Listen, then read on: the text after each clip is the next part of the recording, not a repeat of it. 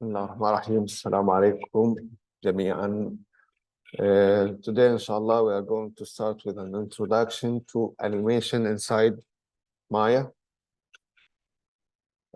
First of all, let's explain the parts related to animation that we need to be aware of inside Maya user interface.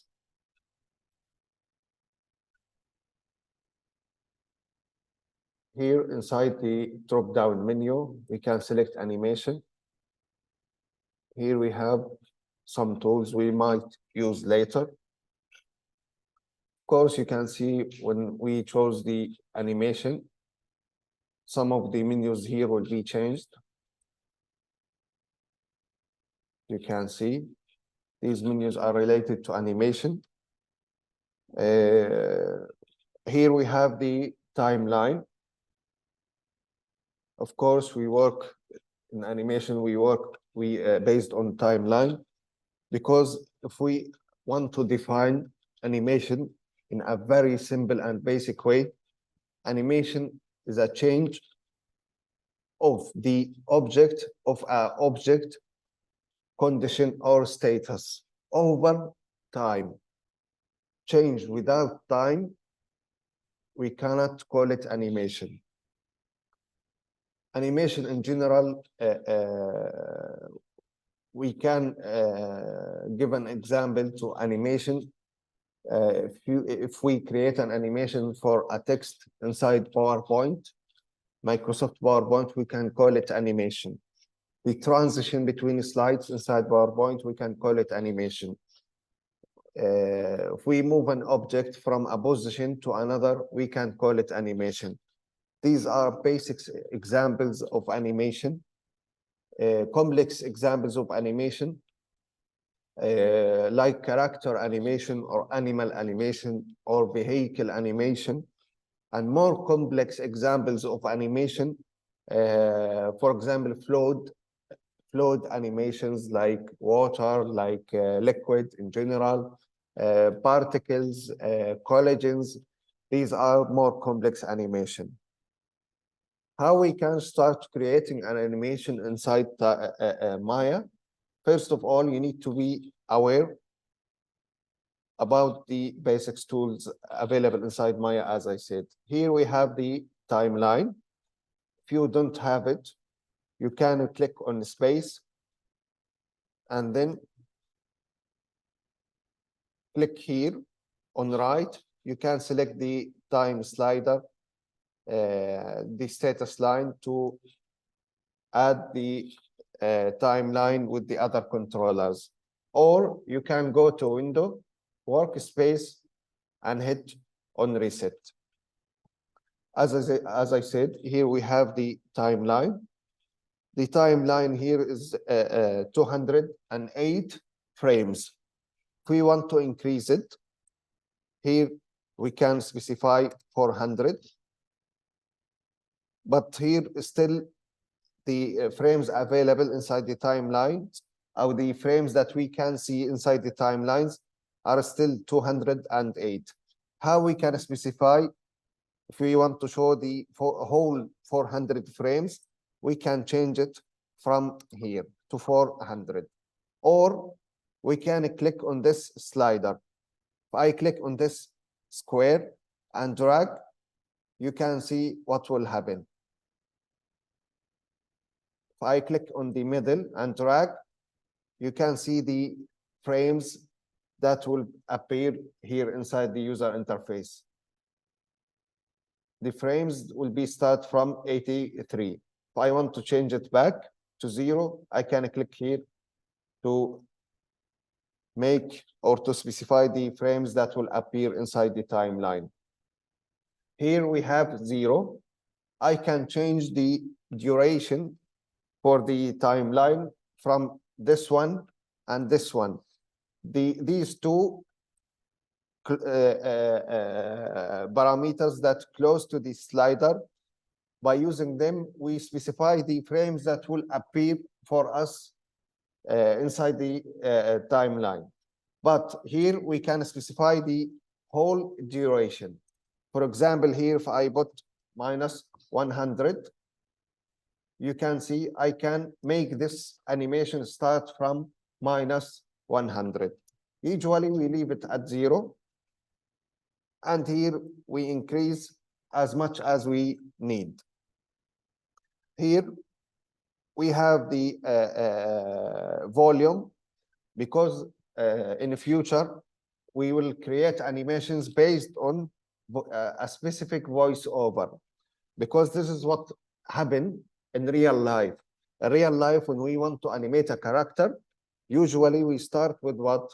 We start with recording the voiceover, and then we add the voiceover to Maya, and then we start the animation based on the voiceover, because we need to specify the timing between, for example, between the lip sync animation and the voiceover, between the action and reaction of the character and the voiceover.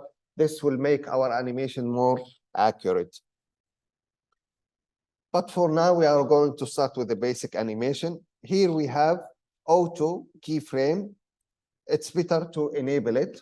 When we enable the auto keyframe, after we create the first frame inside the timeline, at any frame inside the timeline, if we change the status of the object, then a frame will be created automatically. So it's better to enable it.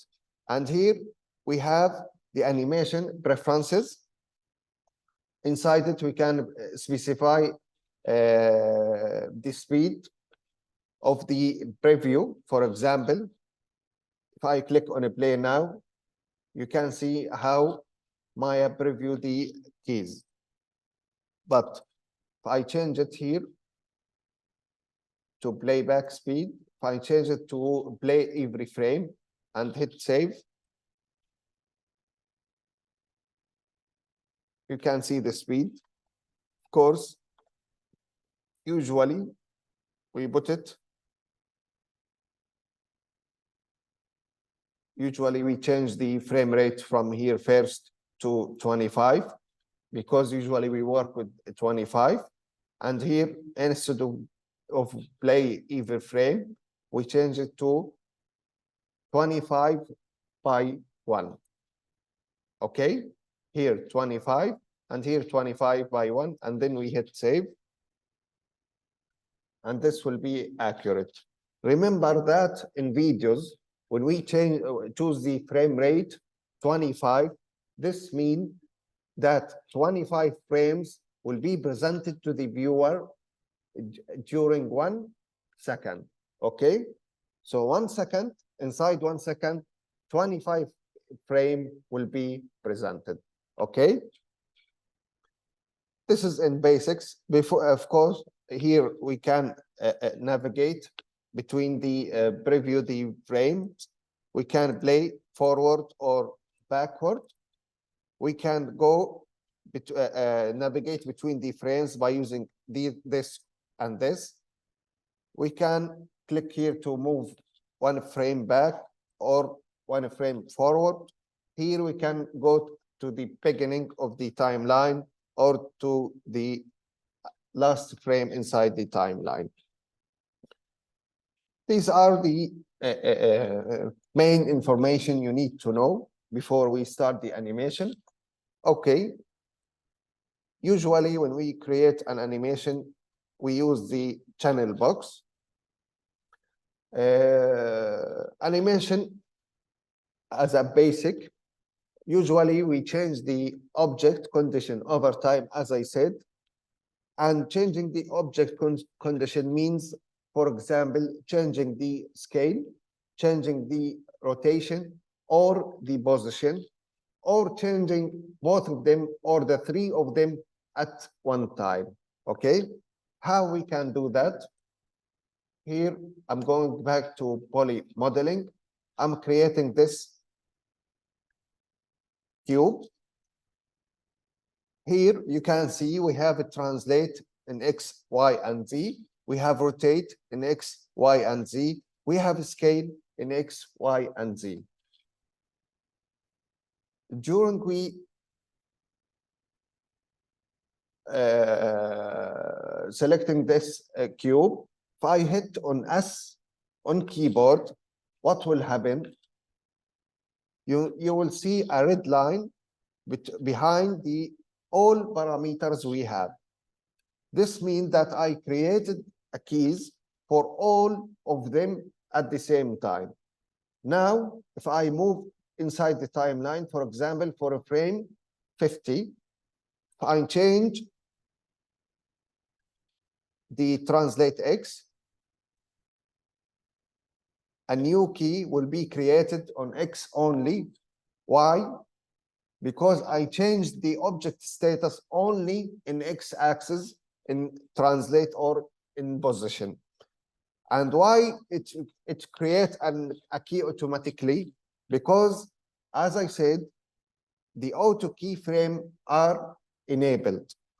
If I change the object position, for example, in Z axis, what will happen? A key will be created in Z axis. If I want to create an animation to rotation,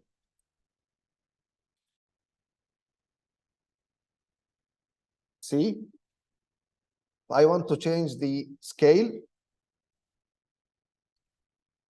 okay, if I want to create a key to all of them, I can hit on S again, okay? Or I can select the keys from here by click here and drag, and then right click, key selected. And now what will happen? See, if I hit on a play, if I hit on a playback, I can use these to navigate between the keys I have. And this is the basic way of creating an animation. Okay, after this key, if I move to frame 90, for example, if I want to put this object back and the scale to 1 again, and then I'm going to select all of them. I can select one of them, for example, and then the translate Y, and then right click and key selected. I can select both of them, and then key selected. See?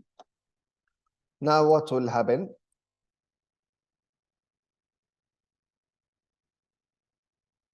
The object will move and then move back with rotation and change on scale.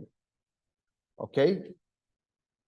I have another object and I want to create an animation only in position. I don't want to change the others. I can use here the channel box to create a keys without clicking on S on keyboard. S short for set key, okay? I can select the translate in X, Y, and Z. I can hit on right and then key selected, okay? After that, I can move to frame 30, for example. I can change the position for this object, or I can change it from here. And as I said, if the auto key enabled, then the key frame will be created automatically.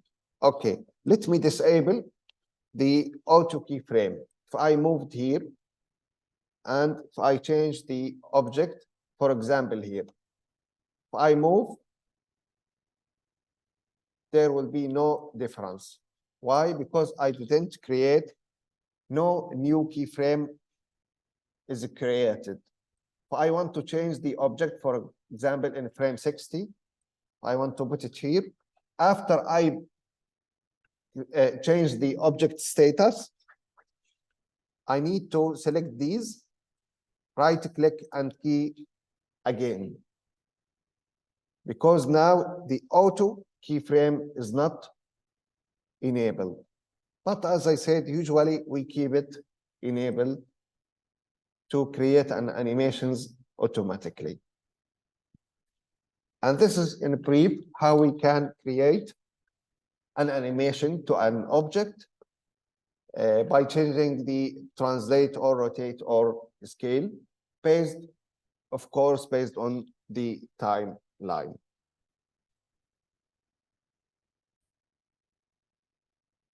Okay, if we want to make an animation for a camera, of course, inside Maya, we have many types of cameras we can use. I'm going to add a texture to them.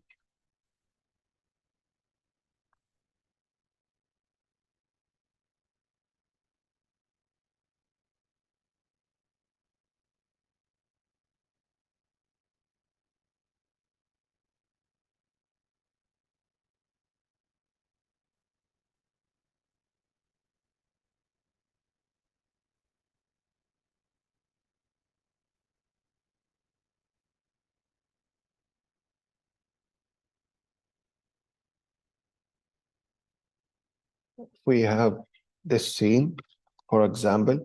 Here you can see that the name of this scene or the name of this camera that we are using to navigate between the objects is perspective. You can see it here, but here the perspective is locked. We can unlock it here by using the channel box, but usually we do not use the perspective. Here inside the panels, see, here we have panels. We can navigate between all the scenes, between all the cameras we have as a default inside Maya. We can go to site, or we can go to top, for example, and we can go back to perspective. Before we start an animation, usually we create a camera for every scene, or we can create an animation for the same camera for all scenes that we are going to render. If you want to create an accurate animation for the camera inside Maya, try to imagine yourself that you are shooting and recording a real video. The camera preferences here inside Maya are a lot similar to the camera in real life. Okay, let me create a new camera. As I said here, inside panels, perspective, I have perspective. I need to click on new. And this is not the only way to create a camera. Here, inside the create, we can go to cameras, and you can see we have camera with aim, we have camera with aim and up. For now, you can use the traditional camera, and it will be enough for you. Now I have pairs 1. I can click double on it, and then I can name it, for example, cam. Let me name it cam 1. Focus, always focus on the names here. Now you are inside, you are looking through the cam 1. I want to go back to perspective and control the cam 1. But in order to control the cam 1 accurately, I need to keep seeing inside the cam 1 and perspective in parallel way. How I can make that? Here, while I'm still inside cam 1, I'm going back to panels, and here I will click on tier of copy to open a new window for the cam 1 or for the camera I'm inside it. Here, I can specify the area that will appear inside the render. Okay? Before I go outside it, I need to fix or prepare the render settings. For example, here I need to put the name. For example, scene 1. Usually with videos, it's better to not use JPEG. It's better to use EXR because the quality will be high and better than the JPEG or PNG. If I want to create an animation, here instead of single frame, I need to click on name.hash.ext. This means instead of hash will be the frames will be numbered. Because inside Maya, we do not render a video immediately. We render a sequence of frames, and then we use a software like Premiere, like After Effects, to convert these frames, these sequence of frames, to convert them to video. Here the numbering, how it will be, and here we can specify the rendering will start from which frame and ends when. For example, 200. And by each frame, we can render one frame. We can render 2 frames per 1 frame inside the timeline, or we can render 1 frame per 2 frames, for example, inside the timeline. Now, for now, forget about it. You can keep it as 1. Renderable cameras, you need to select Cam 1 here. The preset HD 540. Usually we work with HD 1080. The resolution it's better to make it 300. And this is the main settings that you need to do to make a sequence rendering. Here we have the Arnold renderer. Sometimes when you are doing a test render, you can see a noise exist inside your scenes. This means the quality of the rendering will not be high. How you can fix it? By enabling the adaptive sampling. But keep in your mind, when you enable it, the render time will be much higher than rendering without enabling the adaptive sampling. But as I said, most of the conditions that you have noise in your scene, when you enable the adaptive sampling, you will get rid of these noises. The systems is better to choose GPU if you have GPU inside your devices. And that's it for the settings. After you finish, you can click on close. And now I have this window for Cam 1. I opened this window by using panels and then tear off copy. After that, here inside the original one, I'm going to panels and then perspective. I'm going back to what? To perspective. Now, I have here inside the timeline, I have Cam 1. You can see I have this shape for the cameras, and these shapes will not exist inside the rendering. For example, if you have many cameras, and if there a camera in front of your camera that you are going to use for render, this shape will not appear. This shape's only to help you to move the camera any way you want. Here, I'm selecting now what? This camera. See, if I move, what will happen inside this window? The camera will move, okay? Here, while I'm selecting the cam1, I'm going to select the translate and rotate and put them back to 0.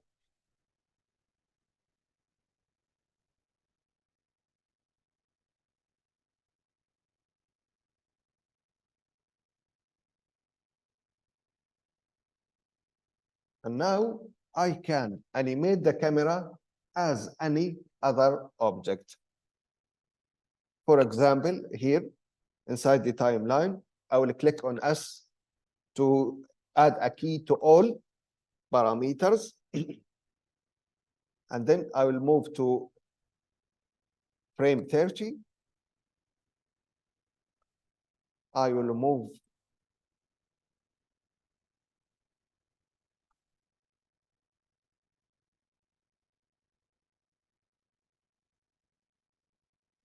the camera here. I will hit on S again to add a key to all parameters. Now I need to check. Now the change will appear here. If I want to change, if I want the preview to appear inside the new window, I just can click one click inside it, and now click on any empty space. And then if you navigate inside the timeline, now what will happen? You can preview the content, the animation for the camera inside the new window or the window for cam1. See?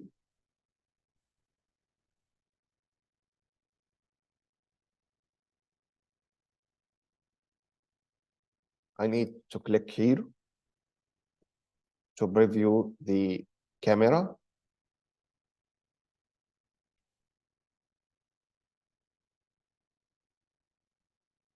I can continue the animation and then check. Okay. After I finish animating the camera, if I want to render a sequence of frames, of course, before I need to adjust the light.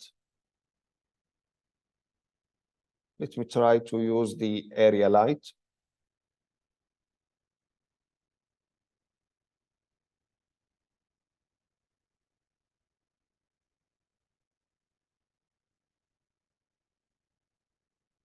Intensity 1000. I'm going to try to use the IBR to check.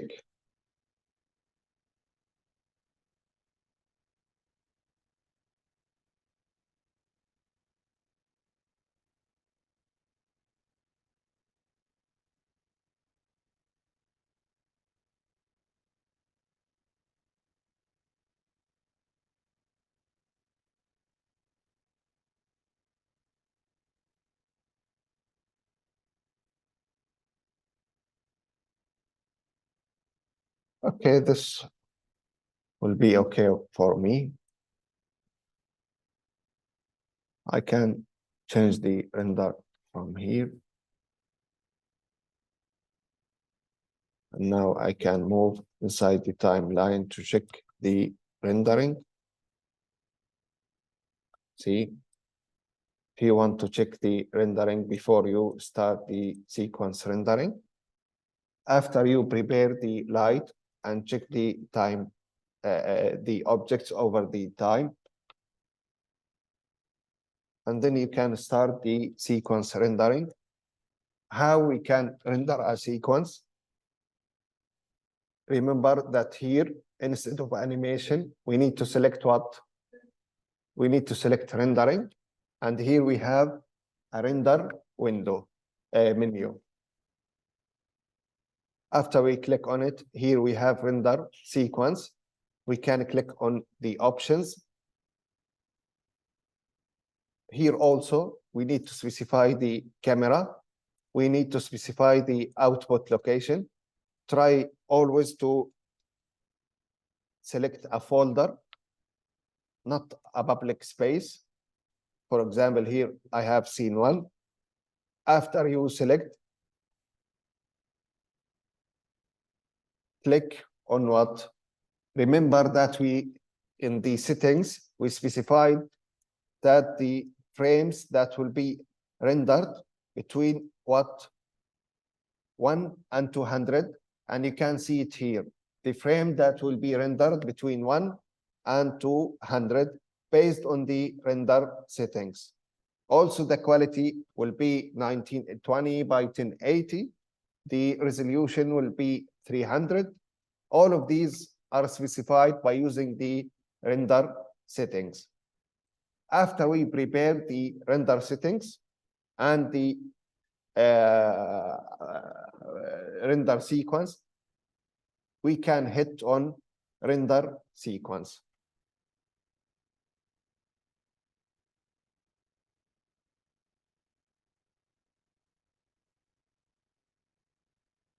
Before you start the render sequence, it's better to close anything beside Maya, because rendering usually is heavy on the computer devices. Okay, if I click open the folder I created on desktop, now we can see the keys, the frames are start to appearing because I have a simple scene. See?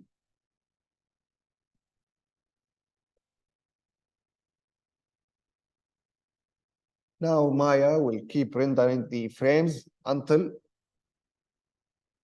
finish the duration I specified, which from 1 to 200. If I opened any software, for example, After Effects or Premiere,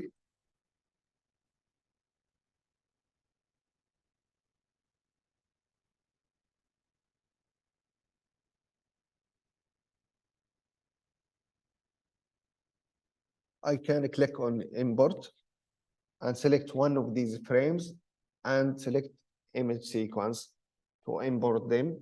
And then we can export them as a video by using such softwares.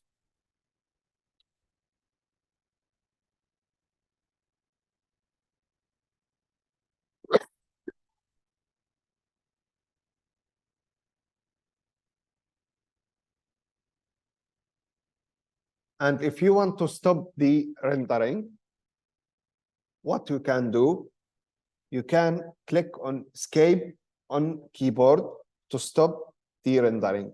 If you want to stop the rendering, you can click on escape and then the rendering will stop. Okay. Here, if I hit on open a new composition inside After Effects, you can click on File and then Import. You can import and then multiple files. Here inside the scene, you can select one of these frames, open EXR sequence, and then hit on Import. If you drag it here,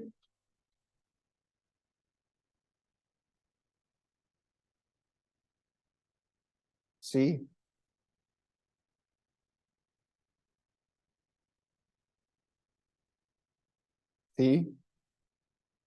we have transparent area because this area is empty inside Maya. But you can see that now we have a video.